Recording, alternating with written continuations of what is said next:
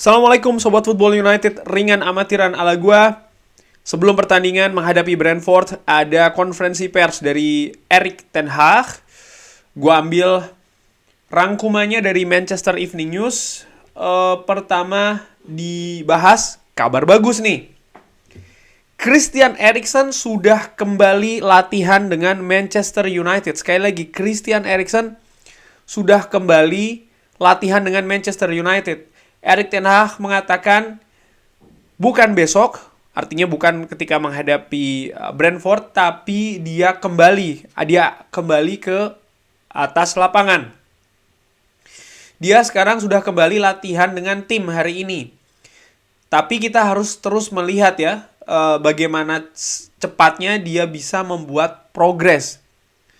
Ini kabar bagus tentu saja, di mana Manchester United masih belum bisa menampilkan Casemiro di pertandingan selanjutnya menghadapi Brentford, tapi di weekend nanti Manchester United sudah bisa bermain atau memainkan lini tengah dengan seorang Christian Eriksen. Itu bisa saja terjadi, dan menurut gua tentu saja ini kabar yang bagus bagi Manchester United. Lini tengah Manchester United ketika menghadapi Newcastle menurut gue terlihat memang kedodoran ya.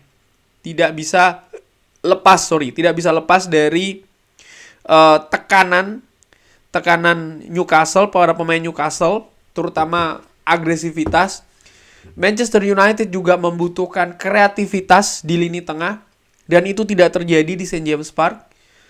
Gua nggak tahu formula apa yang akan dimainkan oleh Erik ten Hag menghadapi Brentford, tapi setidaknya setelah menghadapi Brentford, di pertandingan menghadapi Everton di weekend nanti, Manchester United punya peluang untuk bisa memainkan Christian Eriksen. Bagaimana dengan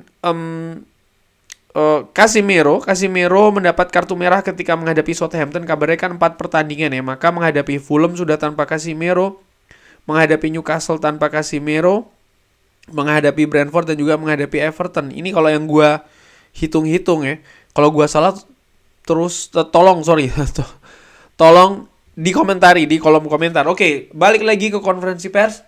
Christian Eriksen sudah bisa kembali kemungkinan sudah bisa kembali ketika Manchester United menghadapi Everton. Sekarang dia sudah kembali latihan bersama dengan tim.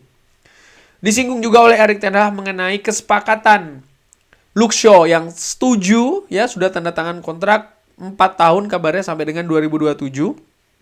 Sudah sepakat ya. Erik ten Hag memiliki pendapat terkait dengan hal tersebut. Sebentar, coba gue lihat dulu ya. Saya pikir ini adalah pesan yang bagus. Pemain internasional Inggris, dia melakukan dengan sangat bagus musim ini. Dia adalah back kiri modern dan juga bisa bermain di posisi lainnya. Dia ini bisa menyamai standar yang kita inginkan. Wow, ini kabar bagus sekali lagi. Artinya apa? Ya, ada project Erik ten Hag di Manchester United dengan seorang Luke Shaw. Bisa bermain di back kiri, bisa bermain di back tengah. Gua melihat Luke Shaw ini pemain yang luar biasa. Didatangkan di zamannya Louis van Gaal dari Southampton dengan usia yang masih sangat muda, tapi progresnya terhenti di zamannya Jose Mourinho ya. Bahkan Jose Mourinho menyingkirkan Luke Shaw dari tim. Jose Mourinho punya penilaian berbeda terhadap Luke Shaw. Lalu dia juga sempat cedera kan, patah kaki bahkan ya di salah satu bagiannya, gue lupa di mana, tapi yang jelas dia absen cukup lama. Lalu dia bisa comeback. Dia sempat tersingkir oleh Alex Telles ya kan, di kalau nggak salah di awal-awal Ralf Rangnick. Tapi setelahnya dia bisa mengamankan tempatnya, bahkan dia bisa kembali ke tim nasional Inggris, tampil juga sangat stabil. Di awal musim ini sebenarnya Luke Shaw kalau dilihat juga permainannya sempat nggak bagus tuh. Tyrell Malacia lebih dipilih oleh Erik ten Hag. Tapi setelahnya dia tidak turun mentalnya ya, disingkirkan sementara dalam tanda kutip oleh pemain muda asal Belanda Tyrell Malacia, tapi itu menjadi motivasi. Dan ketika dia mendapat kesempatan, dia gunakan kesempatan itu tampil luar biasa, menjadi elemen penting Erik ten Hag di lini belakang. Dan ya tentu saja kesepakatan ini kan juga mendapatkan lampu hijau persetujuan dari Erik ten Hag. Artinya sekali lagi apa? Erik ten Hag melihat Luke Shaw ini ada di project selanjutnya di Manchester United. Kabar lainnya adalah absennya dua pemain tengah. Erik ten Hag mengatakan dua pemain yang sangat berkualitas di sisi tengah. Pertandingan sering sekali ditentukan di tengah. Ketika Anda kehilangan dua pemain yang berkualitas di lini tengah, ini sangat jelas. Tapi Anda memiliki sebuah skuad. Anda tidak harus memiliki mereka untuk bisa menang. Artinya Erik ten Hag melihat memang ketidakhadiran selama ini Casemiro dan juga Christian Eriksen ini mempengaruhi kualitas lini tengah dari Manchester United. Tapi Erik ten Hag juga tidak terlalu ingin menekankan di kalimat itu saja. Dia juga ingin mengangkat ya pemain lain dengan mengatakan ya dengan pemain lain seharusnya tetap bisa menang. Walaupun menurut gua memang terlihat ada perbedaan, itu tidak bisa dinafikan ya. Kualitas lini tengah Manchester United dengan Casemiro terutama tanpa Casemiro, dan sebelumnya dengan Christian Eriksen dan juga tanpa Christian Eriksen. Dan diperkirakan ya berarti kalau weekend ini menjadi pertandingan terakhir Manchester United tanpa Casemiro, pekan depan Casemiro dan juga Christian Eriksen sudah bisa, menurut gue punya peluang yang sangat besar, sudah bisa bermain secara bersama lagi di lini tengah. Dan tentu saja ini merupakan kabar yang sangat baik ya. Reaksi setelah Newcastle, Erik ten Hag mengatakan, kita memiliki penampilan yang sangat buruk karena lawan menginginkan kemenangan dari lebih banyak ya daripada kita. Mereka lebih tajam. Anda bisa melihat di beberapa challenge, kita hanya menang 16 dari 61 challenge di offense. Ini sangat-sangat rendah ya. Dan di pertahanan, lawan mengalahkan 48 dari 78 challenges. Ya, tentu saja Anda tidak bisa memenangkan pertandingan dengan angka tersebut. Ya, gue juga sepakat. Angka ini betul-betul memperlihatkan bagaimana Manchester United sangat-sangat didominasi oleh Newcastle. Apakah ini soal teknis? Iya. Tapi gue secara ringan amatiran juga melihat ini lebih dari soal teknis juga. Teknis iya, tapi ada hal yang lebih non-teknis. Di salah satu wawancaranya, gue lupa siapa yang mengatakan kalau faktor terbesar kemenangan Newcastle itu sebenarnya bukan dari sisi kualitas, tapi dari sisi non-teknis. Bagaimana pemain ini sangat lapar, sangat ingin membalas kekalahan di Carabao, sekaligus juga ingin mengalahkan Manchester United, ingin bisa mengamankan tiket 4 besar, tiket Liga Champions di 4 besar.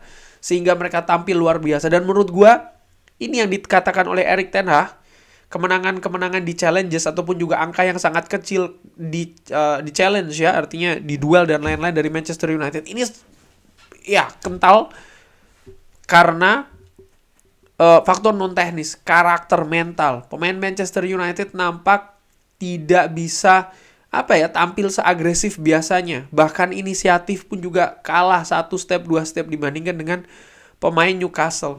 Dan mudah-mudahan dengan tampilnya nanti menghadapi Brentford di Old Trafford ini bisa diperbaikin ya. Nah, Manchester United ini kan belum pernah menang di Liga semenjak Carabao Cup. Erik ten Hag ditanyakan tentang hal tersebut. Erik ten Hag menjawab, kita bermain cukup bagus 60 menit menghadapi Southampton dengan 10 pemain. Kita mengalahkan Fulham. Kita juga mengalahkan Newcastle di Carabao. Jadi ini tidak ada masalah. Erik ten Hag tetap melihat ya ini cuma kebetulan saja mungkin dalam tanda kutip. Ya gue sepakat sih, ketika menghadapi Southampton sebenarnya kita tampil cukup oke. Southampton tampil cukup berani, tapi kita juga tampil sebenarnya selanjutnya bisa mengimbangi, bahkan beberapa sisi kita mendominasi sekalipun kita bermain dengan 10 pemain. Dan kalau kita bermain dengan 11 pemain ya belum lagi ada kontroversi penalti ya kan di pertandingan tersebut. Artinya kita bermain bagus menghadapi Southampton, betul, tapi juga tidak bisa dipinggirkan Manchester United ada kekurangan kreativitas di lini tengah, kekurangan ketajaman juga di lini depan, dan ini yang harus diperbaikin menurut gue. Erik ten Hag memberikan tanggapan tentang dipecatnya Graham Potter. Dia menjawab, Anda tidak pernah mendapatkan waktu, Anda harus mendatangkan hasil. Sepak bola top ini tentang hasil dan itu permainannya. Anda harus bekerja di proses Anda dan juga menemukan keseimbangan. Ya, artinya proses yang berprogres. Bagaimana dengan Manchester United sejauh ini atau Erik ten Hag sejauh ini? Menurut gua sih ya progresnya terlihat ya.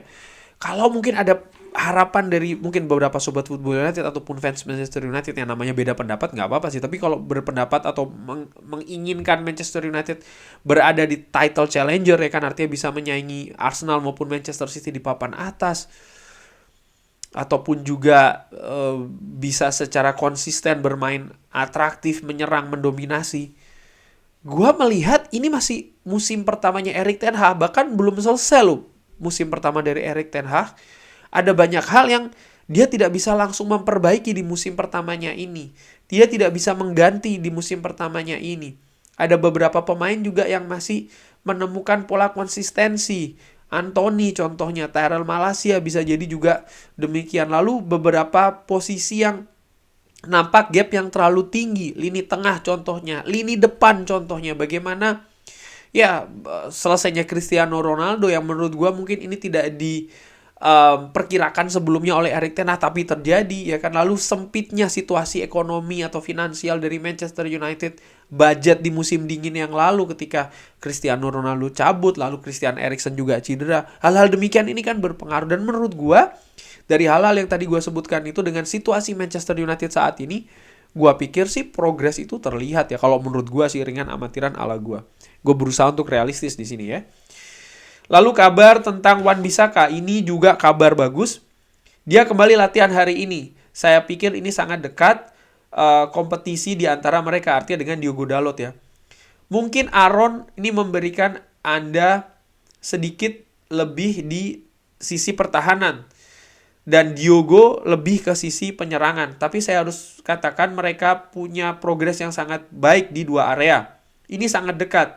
Anda harus melihat lawan ya untuk bisa memutuskan hal tersebut. Ya menurut gue ini sangat masuk akal antara Diogo Dalot dan juga Aaron Wan-Bissaka. Di preview gue lebih memilih Aaron Wan-Bissaka ya di pertandingan ini karena bagaimana Brentford sering mengawali serangan itu dari sisi sebelah kiri, sehingga ya sisinya Aaron Wan-Bissaka ini menjadi perhatian, atau sisi bek kanan dari Manchester United menjadi perhatian. Dan menurut gue Aaron Wan-Bissaka kalau seandainya fit ya kenapa tidak dimainkan di bek sebelah kanan. Kurang lebih demikian bagaimana menurut Sobat Football United wawancara dari Erik ten Hag tadi. Kalau ada kekurangan gue mohon maaf sebelumnya. Tapi apapun itu, drop di kolom komen pesimis, optimis ya mengenai pertandingan menghadapi Brentford hari Kamis dini hari waktu Indonesia. Drop di kolom komen. Terima kasih sudah menyaksikan. Jangan lupa like, subscribe. Wassalamualaikum warahmatullahi wabarakatuh.